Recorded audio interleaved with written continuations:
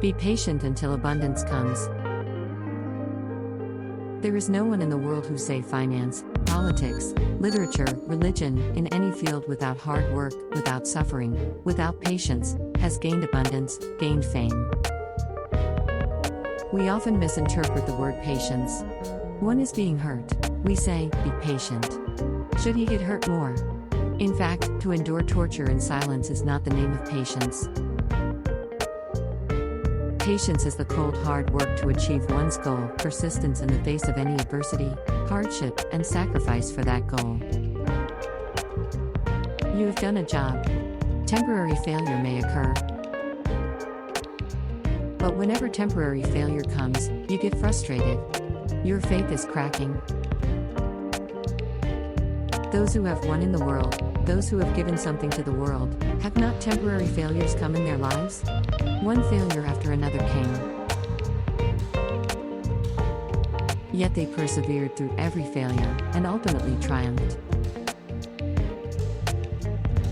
Think of Nelson Mandela.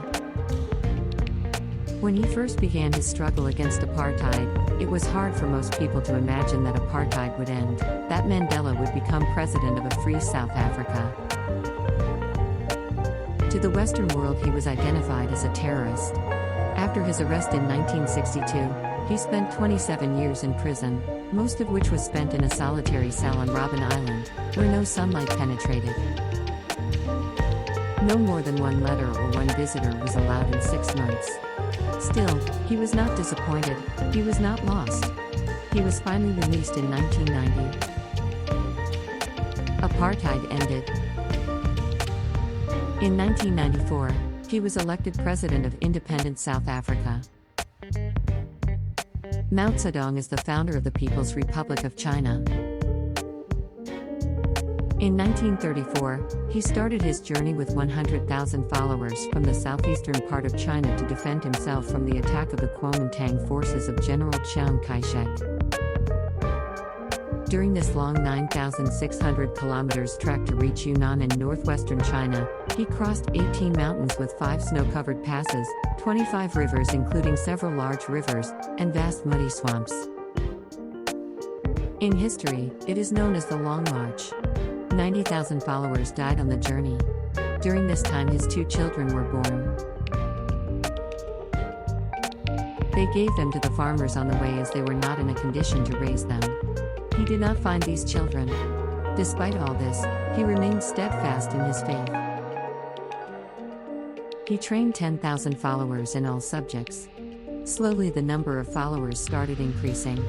After 15 years of bloody struggle, he finally won.